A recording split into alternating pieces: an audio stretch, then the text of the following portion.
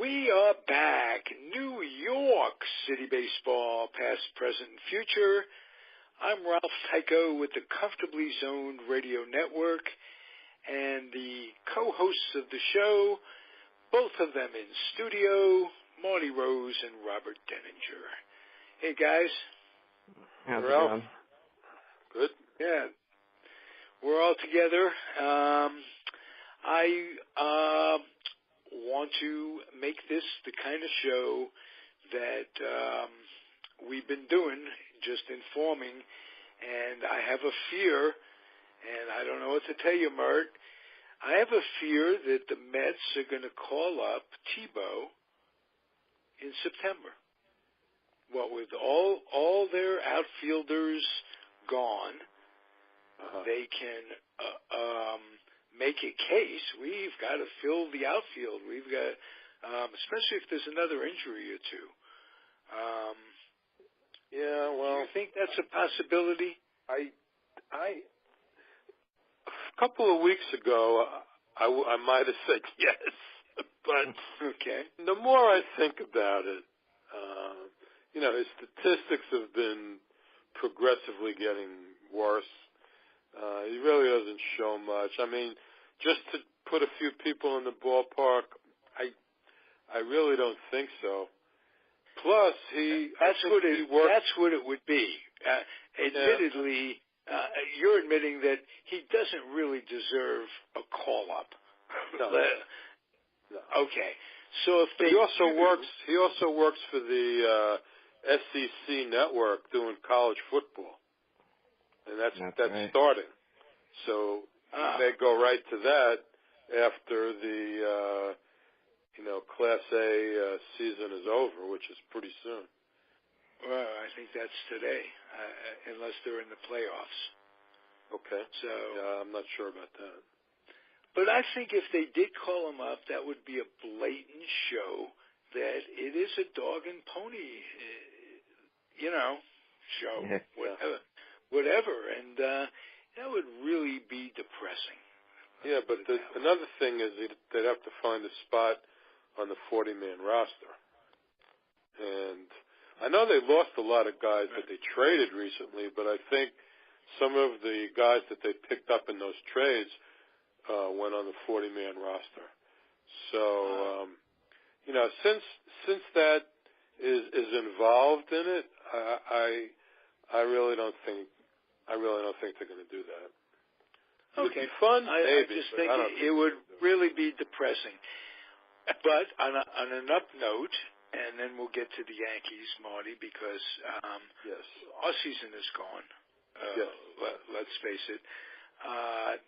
I'd like to see them end strong. Jay Bruce, said that he would be very, very open to re-signing with the Mets.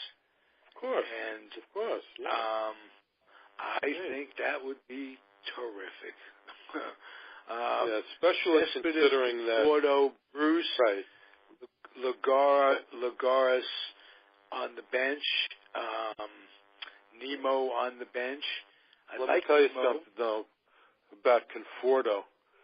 They have not released the results of the second opinion, and a lot of talk going on is that he could miss significant time next year if he has to have surgery, which I got a feeling that's what's going to happen.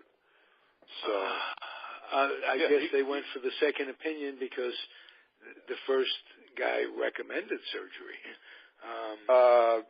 Probably so. Yeah. So, but it's smart to go for a second opinion. You can't blame him for that. No, they have to. No, of course. Yeah. But with Bruce, wow. Bruce is a free agent. He's not going to rule anybody out. The more bids, the more money he gets. So, and look, we saw him. He's a 30 home run guy, and he plays a decent outfield.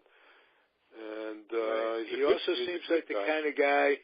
If he was comfortable here, why not sign here? All things being equal, they give him a decent enough incentive, and he will, I think. Yeah, sure. So with that, with we look at the pitching staff, and let's just say that Harvey progresses between now and the rest of the year. And I mean staying healthy and getting stronger.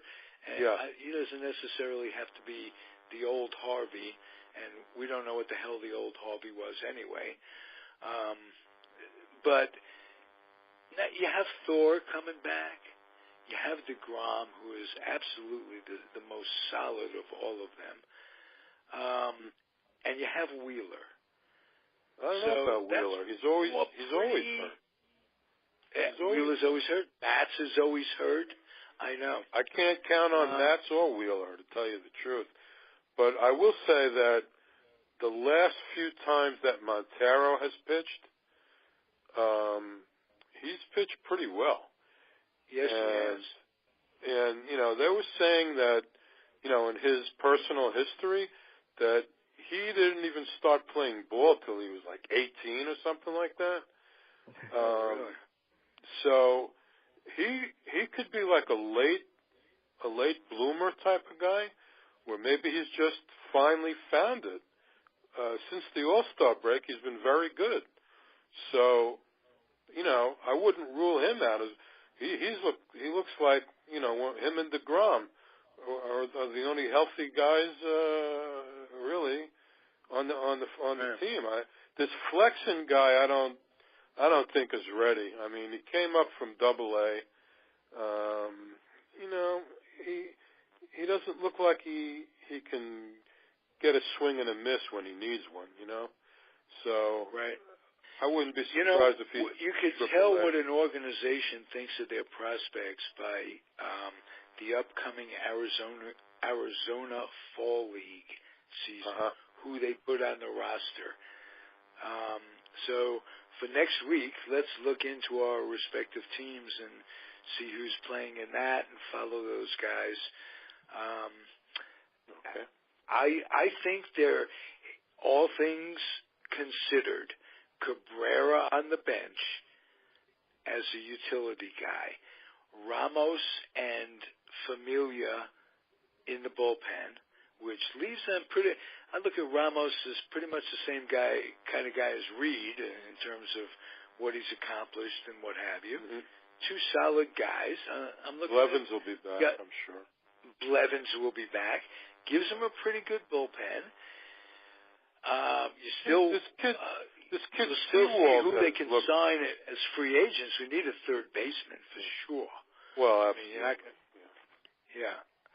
And do you think Flores could be your guy at second? He could play second, I think. Not third.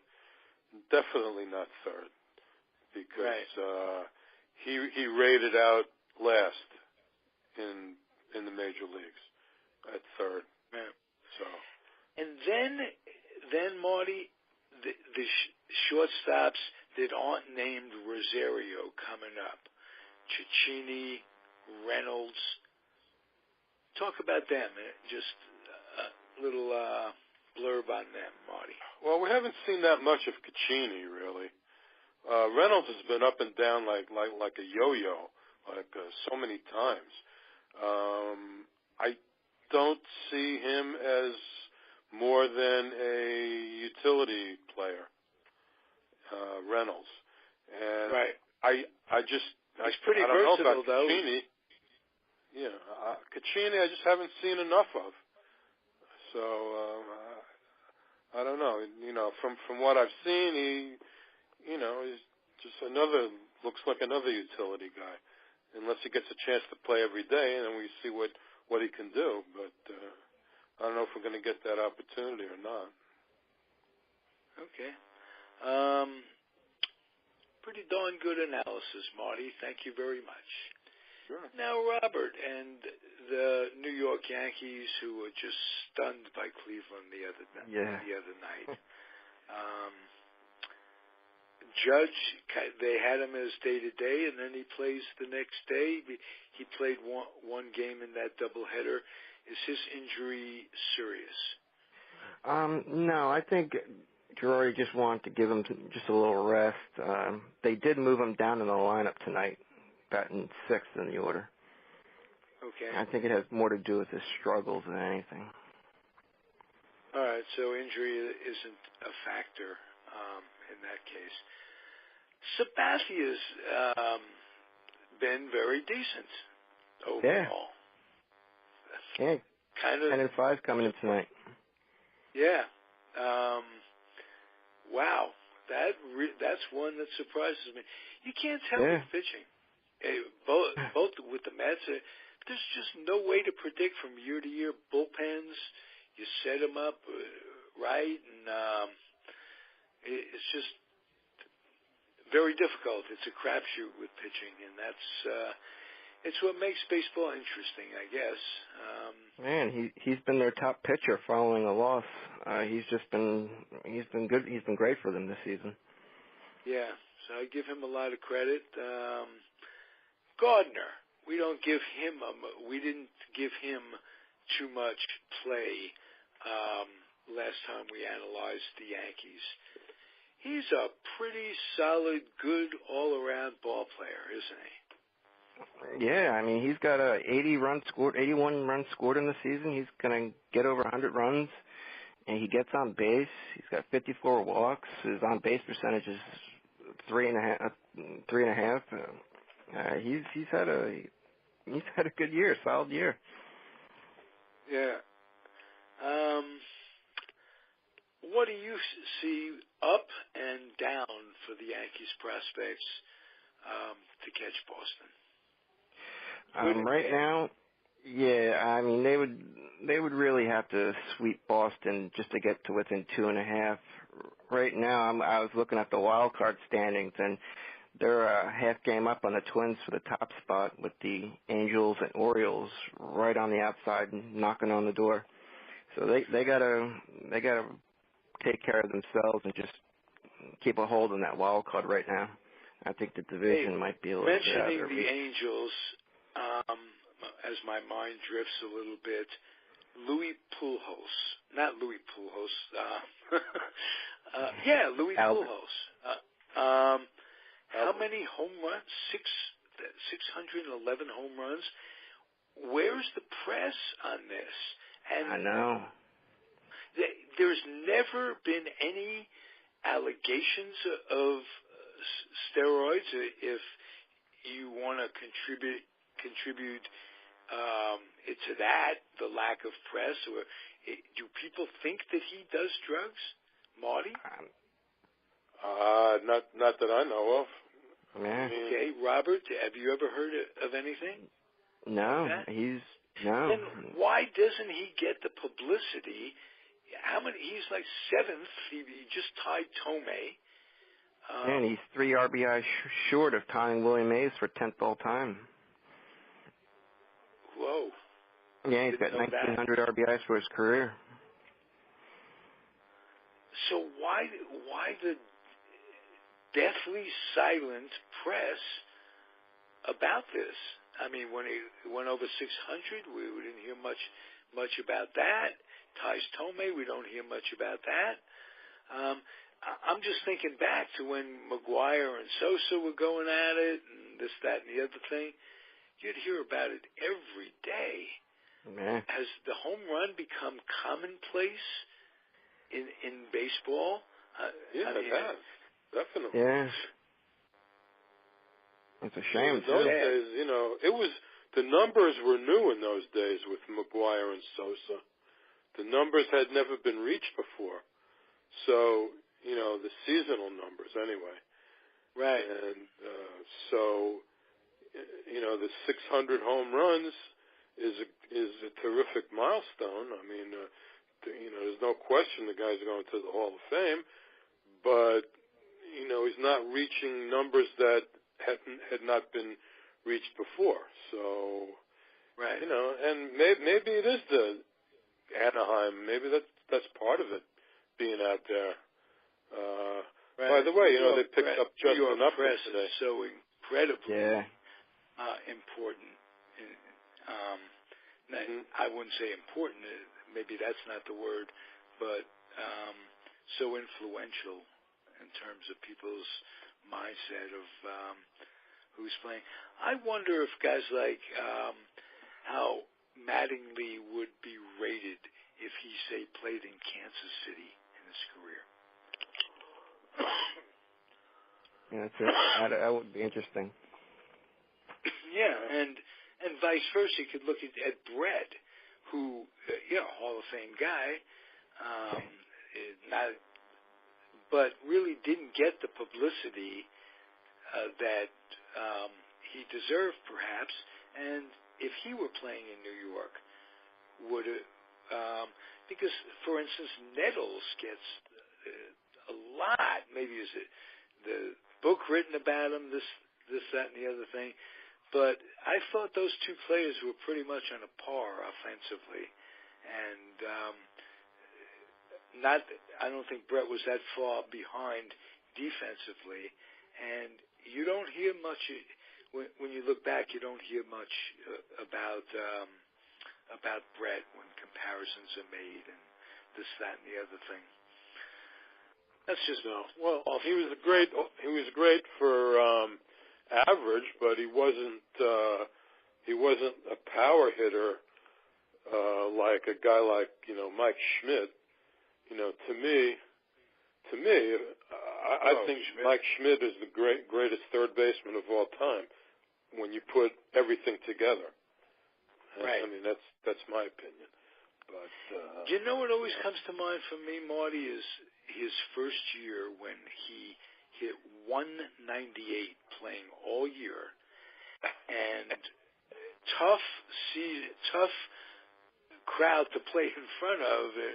Philadelphia, they're tough on on everybody. They booed Santa Claus, for crying out loud. And he comes back from that to have a Hall of Fame career. Almost, and as you say, could be the best third baseman. Matthews. We had so many. We had Santo. We had Ken Boyer. We had Clete Boyer, who was not a hitter like those guys.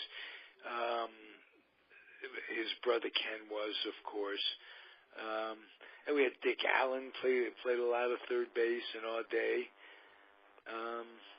It was nice to grow up in the golden age of baseball, which, as we come back to look at it, it wasn't all that golden for the players involved. Mays tops out at $125,000. Probably Mantle, I don't know the exact figure, but about the same. DiMaggio, maybe $100. Can you imagine? I mean, you take inflation and you look at salaries today. Minimum salary is $545,000 a year, or it's going to go up to that in the next already agreed upon agreement with baseball. Well, they got a great union, man. So, right. So union that negotiates this is probably a good segue to talk about something that I did a show on just that, the union, with Peter Golenbach Sunday night, and we had as guests a fellow by the name of Doug Gladstone, who's an author and who has a cause. His cause is that he is trying to get X number of players. There are about 500 of them. Carmen Fanzone came on. He's one. I have another fellow who's coming on to our show. His name is George Theodore. He's coming on in a few weeks. He's another that falls under the category of players who contributed, played X number of games, innings, time up, and are not pensioned. No pension whatsoever. Now, when did that kick in? What year did that kick in? It was like 4 years. You had to play for 4 years. Oh, at that time. Yeah. At that time. But here's my point. The Players Union and baseball agreed between the time these guys played and now they agreed to take care of fellows who played in the old, and I'm going to use the expression, people out there, the Negro League. That's what it's called back then. Baseball took those players, the union and Major League Baseball itself, took those players who played in the Negro League under their wing and provide for them. You have to go back and listen to the Golenbach show and Doug Glanville talking about it. He'll for the exact amount they give those players and what have you. It was at the time when they were retiring Jackie Robinson's number, and it was a beautiful thing to do. Right? These players played for peanuts. They couldn't demonstrate their skills on a major league level, and a lot of them were good enough to play. Oh, big league, wow! Obviously. Many. Yes, and the ones we saw that came up, like Monty Irvin, many of them left their game on those barnstorming and Negro League fields. Mm-hmm. So those players were welcome and well-deserving. But how about the players who are now, many of them indigent, many of them not? Carmen Fanzone, for instance, is a multi-talented guy. He's a professional musician as well. He didn't qualify for a pension with Major League Baseball, but ironically, he works for the Musicians Union in L.A. He was a trumpet player of great renown, and he just was like this jack of trade, master of all. World-class athlete gets to the major leagues, and he was playing with Trini Lopez and what have you as well. So, my point being, baseball, to take care of these players, the move has to come from the union to do it, not from the way it's set up, not from Major League Baseball. They'll agree on it, but it has to be proposed by the union. Now, the union, let's look at the union. It's the most powerful union in the world. Minimum starting pay, $545,000. You come up today and you like the kid who got hurt, Fowler, he spends 1 day on the roster. He's entitled for the rest of his life to the umbrella health care that's provided by Major League Baseball for the rest of his life. Is that a union? Where do I sign? Get that? In football, you got to play 4 years just to be entitled to, I think, 3 years of health care after you're done, if you're done after 4 years, or something like that. Yeah, whatever it is, the benefits are incredible now. As if it's coming out of their pocket, the individual players, some of them quite well found, vote against this from happening. And I brought up the subject. They may be just players. You stand their point of view in a way where it took 4 years to get the benefits. They played and got the benefits. They feel giving up to the players who didn't play the 4 years isn't right. I understand that, and if it was anything else but a sport with an incredible abundance of riches at this point, an incredible billions of dollars trade hands in TV stuff. It's the kind of sport that denied Los Angeles from hearing Vin Scully. His last year, you couldn't get Vin Scully if you lived in L.A. because of the agreement with the carriers. I don't remember which ones they are with the TV characters. They denied the fans from hearing Vin Scully in the end because of their greed over money. Split the difference, for Christ's sake, whatever it is, and everybody comes out a winner. Go back and help these players.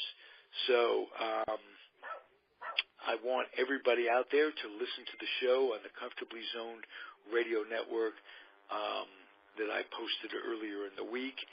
It was entitled Baseball's Biggest Shanda.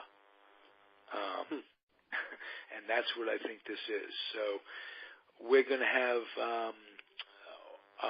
George Theodore on to talk about his career and this pension issue in a week or so.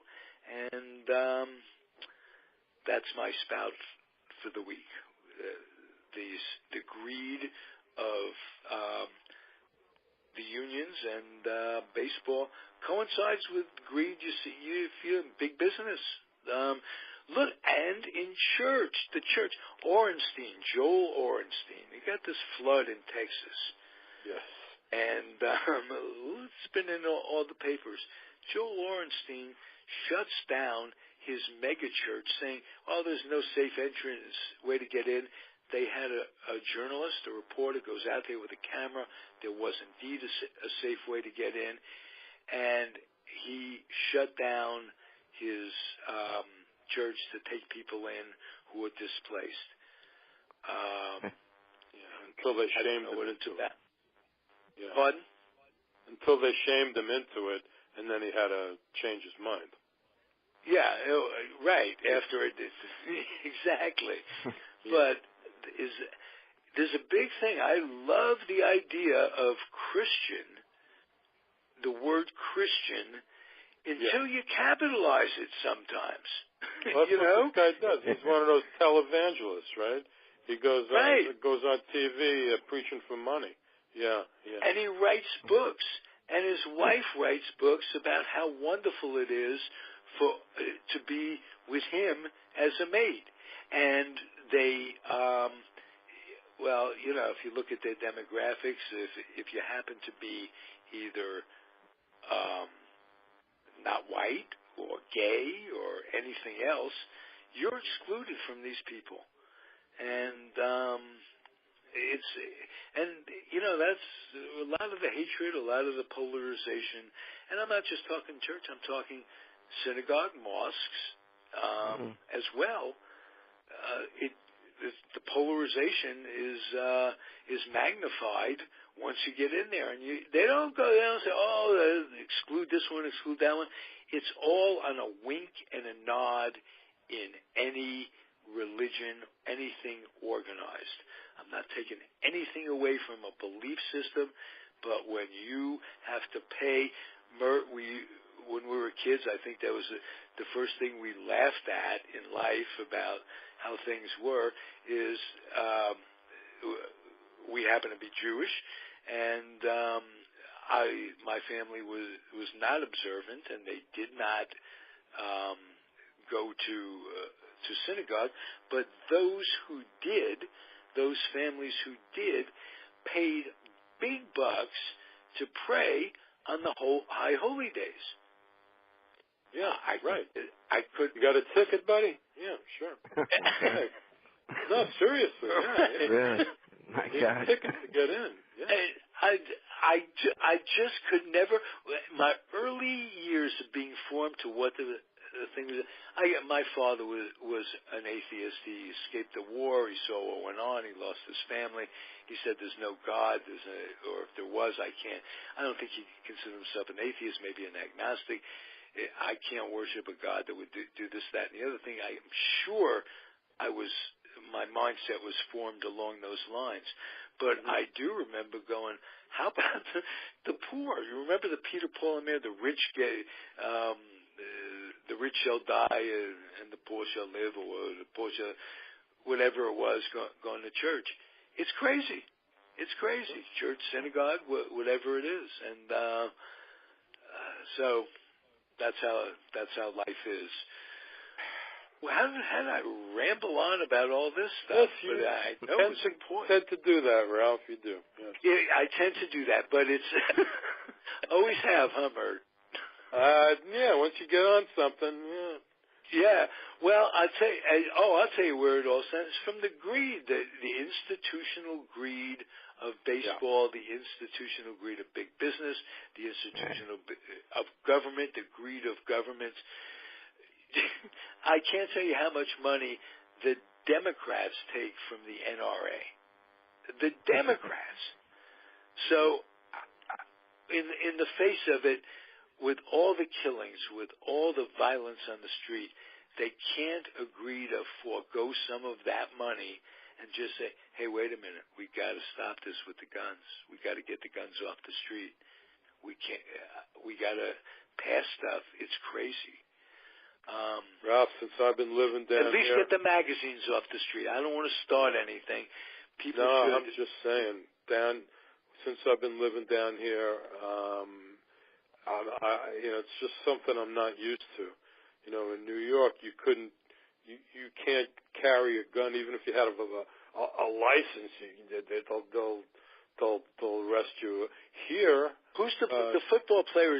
Blew a hole in his leg and went to jail. Yeah, yeah.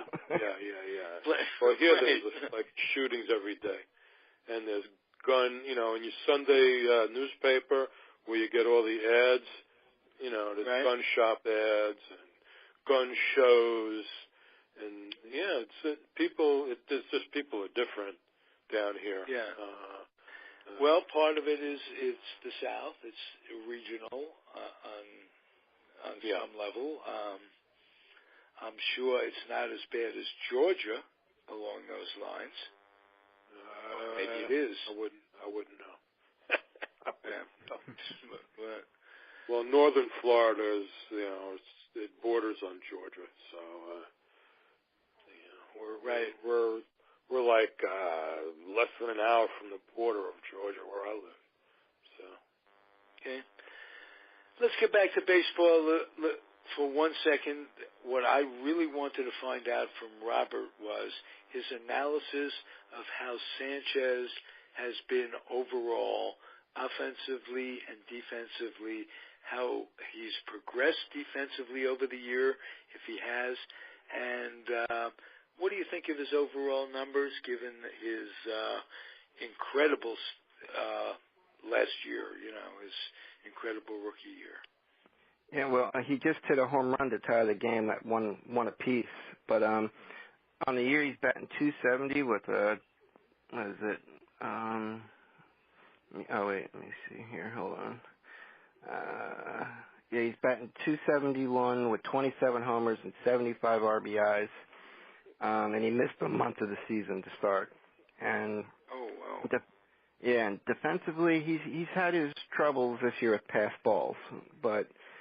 I think a little bit more experience, getting to know these pitchers, I think he'll be all right. I mean, he's got a cannon for an arm behind the plate.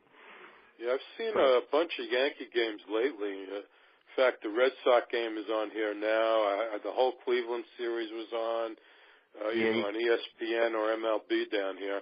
And, Sanchez looks to me like he has trouble blocking those balls in the dirt. I mean, too many get by him. In key situations where you have to throw a breaking ball, and guys are getting an extra base. Yeah, something he's got to work on. For sure. Yeah, he cost him one game at the Cleveland series, and he leads Major League Baseball in passed balls with like 14, I think, somewhere around that number. But that's definitely something he's got to work on. What disturbs me is that Girardi was a terrific defensive catcher, and he's the manager, and he's had, obviously, so little influence over that part of his game. I remember Girardi being terrific with the Cubs. He was. I think Sanchez has to be a little bit more dedicated to improving defensively. There's been a couple times this season where you've seen Girardi get on him in the dugout. You know, that's something that when we're hard on training staffs, when we're hard on coaching staffs and what have you, we don't stop to think how much the player, how much he takes in and how much he wants to work on it. It's not, you don't just coach them up automatically.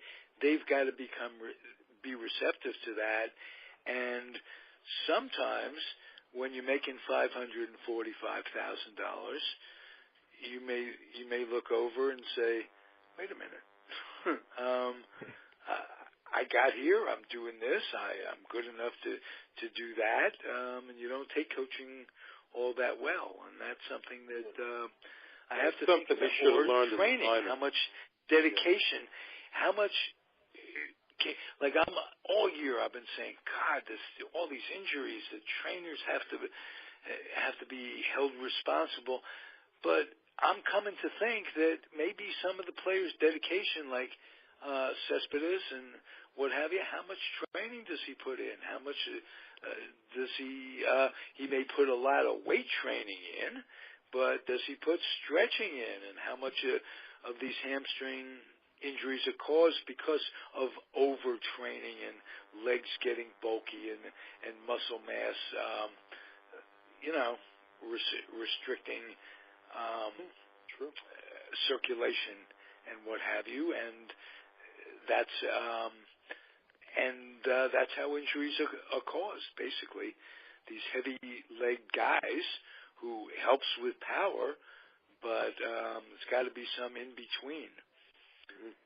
Getting back to Sanchez, he should have learned these things in the minors. Yeah. Hasn't he been in with the Yankees since he was about 16 years old? Isn't he one of these guys they signed at 16? I think he was. Yeah.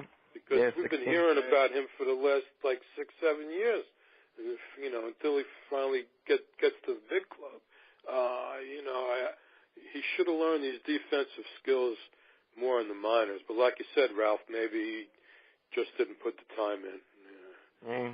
He might not have put the time in, and there's also another thing where organizations, not just the Yankees, I have no idea what they're doing in their minor league system. I can cite the Dodgers, for instance, who, when new ownership came in, they just got rid of a lot of old line guys, scouts, player development guys, this, that, and the other thing. And why? To save money, to save an awful lot of money. You can hire a young scout. It's going to make a lot less money than an old scout who's been there. Same thing with a minor league pitching coach. So it's money saving, and what it does is it reduces the product. It reduces the end result of what you're seeing. Now, to take nothing away from it, his offense is going to be great all the way down the line. Okay. Has there ever been talk of him maybe moving to first? None that I heard of. Okay. I don't think so. They're not giving up on him. They're not giving up on his defensive skills yet. Not yet, no. So I want to ask you guys. Another position available, There's another position available in the American League. Right. Yeah. That's exactly right. Have you guys ever seen someone as hot as Judge in the first half and then do a complete 180 in the second? I mean, he has just been so completely different. Have you guys ever seen a player do that? I don't know. No, I can't remember. Not this bad, no. I've never seen anybody as hot as he was either in the first half, especially somebody that young. And guys wear down in the second half, the dog days and all that stuff. Yeah. But this is something different. Yeah, he's back in 181. He's just not making adjustments that he will eventually make. I'm sure that has. He's got to take his walks. They're not throwing him strikes. And like today, I saw his first at bat tonight. That first pitch, right down the middle. and he just watched it. Nothing on it. It was just right down the middle. He ended up walking, which is good because, they're throwing him garbage a lot of the times. But that first one right down the middle, you got to be ready for that. Yeah. Right. Well, maybe, too, he's got it in his head. He's got to be more selective. So he was thinking, see what they got, take one, let them get one in. He has been walking more. He has been. Yeah. He doesn't blame anybody, though. You don't hear of him being negative with the press, and he seems amiable. So you got to root for the guy. No, he's not that kind of guy. Yeah, he's quiet. Yeah. All right, gentlemen. This has been fun. My rambling notwithstanding. Okay. But next week we will explore the Yankee prospects and the Mets prospects in the Arizona Fall League, and we'll also see whether or not the Yankees can hang in there. It's a hell of a wild card situation. You got 4 teams, and I hated it. I thought it cheapened the game initially. And then I realized you got 30 teams. You got to keep an interest going. And I've come to really enjoy the playoff system. I still don't like the one and out. That makes it work. But it's good incentive to make that first wild card position. Let's put it that way. Hey guys, thank you. I appreciate your company, and I'll just end it by telling you and everybody out there to hang in there and keep on keeping on. See you next week, gentlemen. Good night. Oh, enjoy Labor Day. We won't be doing it on Labor Day. Yeah, I'll be away. I'll be back. Planning to be back next Wednesday. So beautiful. Maybe we could pick up and do it next Thursday, like we're doing tonight. All right, maybe so. Send a message. All right. I will. Robert, good for you. Everything, you got everything out. Anything you want to talk about before we clear it up? Robert. No. I guess he left. Okay, Ralph. Have a good week. All right. Be well, my friend. See you soon. All right. Bye. Good night.